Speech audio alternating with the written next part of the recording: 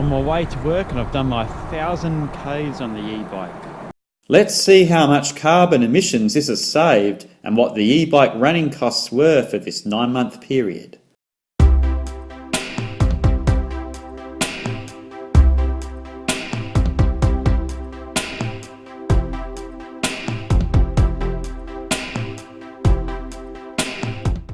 So I hope this video doesn't get too boring with the nitty-gritty of the facts and figures, but I'll just take you through where I've got all this information. So to get an average amount of carbon dioxide emission from a diesel vehicle in Australia, I've got a 2013 Subaru Forester diesel, so this is paper is from 2013. So it's called Carbon Dioxide Emissions from New Australian Vehicles 2013, and it's released by the NTC in Australia, which is the National Transport Commission.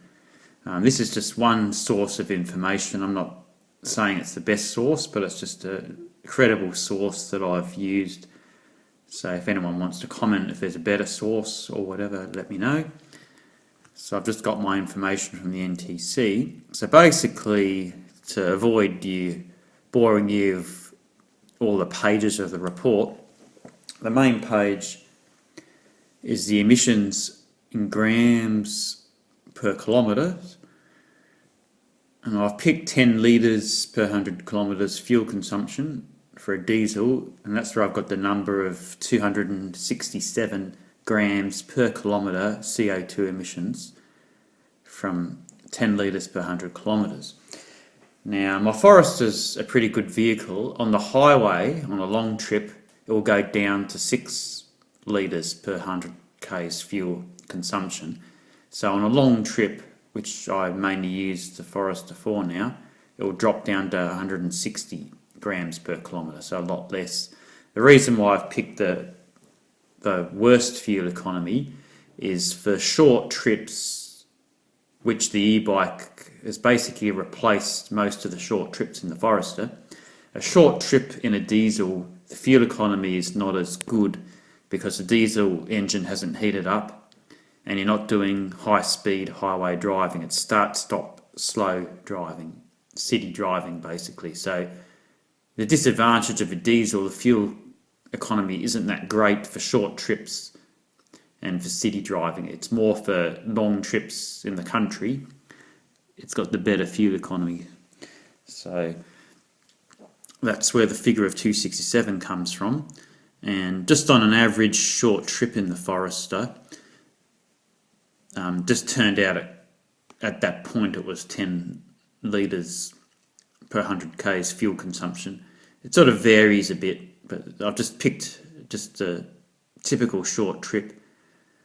And the Forester's got a cool information display that can give you information like this in real time. You can see at the top the average is 6.4, so doing all the highway driving comes out at an average of 6.4, but we're just talking about an instantaneous reading on a short trip. So that figure on 10.0 on the right will change as you're driving, goes up and down. So that's where I've got the figure of 10 litres per 100 kilometres fuel consumption from my actual car on an actual short trip. And I've got the emissions from that document. So just doing a bit of maths here. So I've got our 10 litres per 100 kilometres rate of diesel fuel consumption gives you 267 grams per kilometre of CO2 emissions. So just a bit of simple maths, so over 1,000 kilometres, we have to times that 267 grams by 1,000, which is 267,000 grams, or if you divide that by 1,000, comes back to 267 kilograms of CO2. So at that rate of consumption for those 1,000 k's of short trips, because all the e-bike trips were short trips, comes out at 267 kilograms of CO2. So that's the amount of CO2 emissions I've saved by using the e-bike.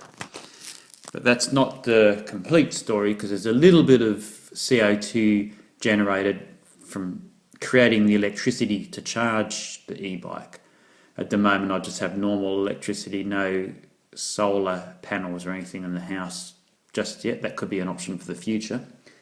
So we'll just have to look into how much CO2 is generated to produce the electricity to charge the e-bike.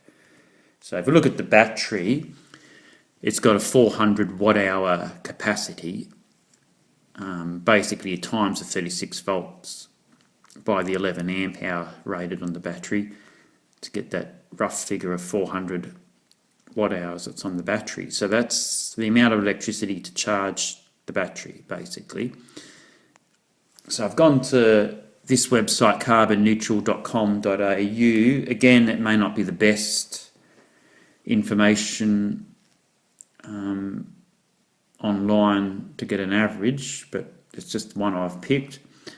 And again, comment if you've got another one that's more accurate or whatever. So on this website, I've typed in 1,000 kilowatt hours, comes out as 0.9 tonnes of CO2 emissions. That's where I've got that 0.9 figure from. So we'll just go on to this page of maths again. So 1,000 kilowatt hours of electricity created produces 0.9 tonnes of CO2. That's 900 kilograms. So just timesing the 0.9 by 1,000. So take that back down again. 1 kilowatt hour of electricity, divide the 900 by 1,000 is 0.9 kilograms. So to generate 1 kilowatt hour of electricity, according to that source website that I've got it from, it will generate 0.9 kilos of CO2. That's basically what the power plant will generate. In Australia, most of the power plants are coal-fired power plants. There's a bit of solar and wind in the mix, but how it is in 2019, the majority of the power comes from coal-fired power stations. So the battery on the e-bike's 400 watt hours, so if we divide that by 1,000, we get 0.4 kilowatt hours to charge at once. So we times the 0.4 kilowatt hours by the 0.9, and we get, to charge at once, the electricity that's used will generate 0.36 kilograms of CO2 just to charge at once. Now the next bit's a bit of an estimate. I've had the e-bike for about 9 months now, which is 9 times 4, 36 weeks. I've just said one charge per week to be more simplistic. Sometimes I've charged it every second week, sometimes more than once a week, but just to make the figures easier, I've just said basing it on one charge per week, which is about the average. So over that 9-month ownership would have been 36 charges, 36 weeks. So 0.36 kilograms of CO2 times 36 equals 13 kilograms of CO2 produced to charge the bike those 36 times. So it's only a little bit of CO2. So the 267 kilograms saved by not driving the diesel car, we take off the 13 kilograms that I've generated by charging it. Most e-bikes, you actually charge them from a power point. A lot of people say, why doesn't it charge when you're riding it? But that would add additional cost and complexity to it. And in practice, those systems don't really work that good anyway. So most e-bikes, you just charge them at home, same as you'd charge an iPhone or a computer or whatever. Just plug it in and to the power point and the battery will charge. So basically I've saved 267 kilograms by not driving the diesel car, and you take off the 13 kilograms that I've used to charge the e-bike. So overall, according to these calculations, I've saved 254 kilograms of CO2 by riding the e-bike 1,000 kilometres instead of driving the diesel car for those 1,000 kilometres. And it saves on wear and tear on the car too. So I just want to emphasise all these e-bike trips are short trips, usually 2 to 5-ish kilometres. So this 1,000 k's, we're talking about short trips, saved in the diesel car, which, as I said before, it's actually worse fuel economy on these short trips. Even on a petrol car, short trips is not as good for the car.